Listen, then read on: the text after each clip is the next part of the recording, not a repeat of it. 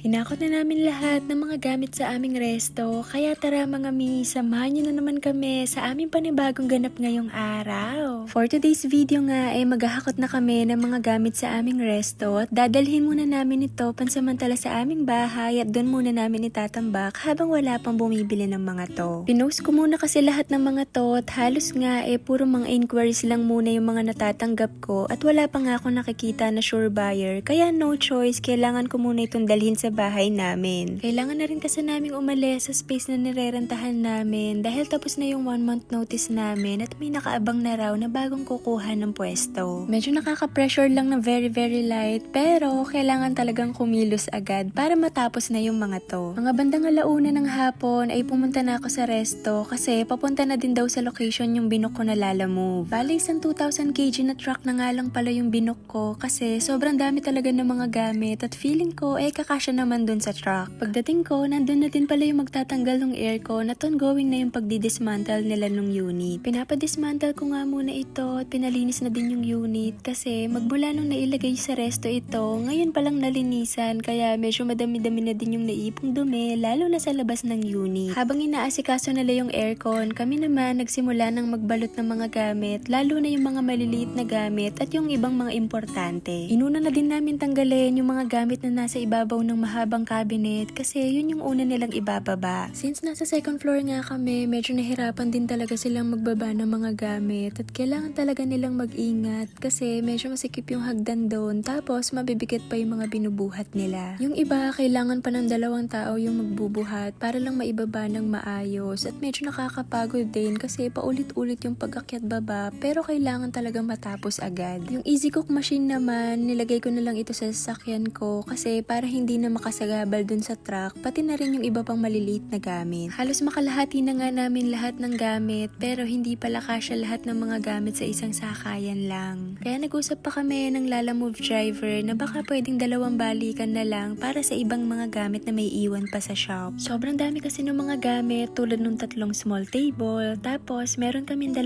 malalaking cabinet, isang high table na merong 6 na upuan, tapos meron ding ref, tapos yung aircon na kasama din yung condenser unit na malaki din yung kakainin na space sa truck. Pumayag naman yung Lalamove driver at nung na-load na nga yung unang gamit, bumiyahin na kami papunta ng bahay para i-unload na lahat doon at doon na ayusin. Nung una nga medyo kinakabahan pa ako kasi baka hindi nga magkasya lahat ng mga gamit sa garahe namin kasi sobrang dami nga at baka hindi ko na maipark pa yung sasakyan namin sa loob pag nagkataon. Pero buti na lang na iayos naman namin lahat dun sa isang sulok at nagkasya naman na lahat at hindi naman kumain na malaking space sa garahe namin. Pinagpatong-patong na nga lang din nila yung mga gamit na pwedeng pagpatong-patungin tulad ng cabinet at mga table, tapos the rest nilagay na lang namin kung saan. Nung na-unload na nga pinagmerienda ko muna saglit yung mga tumutulong sa akin, pati na rin yung Lalamove driver para may lakas ulit sila maghakot ng mga gamit sa pangalawang balik namin. Ako hindi na ako kumain kasi wala akong ganang kumain kasi sobrang dami kong naiisip ngayon at parang hindi nga ako makakain. Pagkatapos nilang kumain, bumiyahin na ulit kami papunta sa resto at hakutin na nga namin yung mga natitirang gamit. Bali yung ref, AC at condenser unit at yung counter table na lang yung natitira doon at niload na nga nila ito sa truck agad. Yung freezer naman matagal ko nang inischedule na i-pull out nila sa akin to at ilang araw ko na nga silang inihintay na kunin nila to. Ang kaso hindi pa nga nila pinupuntahan kaya dagdag pa nga sa isipin ko to kasi maiiwan yung freezer dito kaya hindi ko pa nga agad maibibigay yung susi sa landlord pag nagkataon. Nung okay na nga na-unload na namin lahat ng mga gamit pagdating sa bahay, tapos nagbayad na rin ako dun sa Lalamove driver at binigay ko na nga din yung napag-usapan namin na idadagdag na presyo dun sa pagbalik na biyahe. Etong staff ko nga sobrang bait at buti na lang available sila ngayong araw na tulungan nila ako sa paghahakot.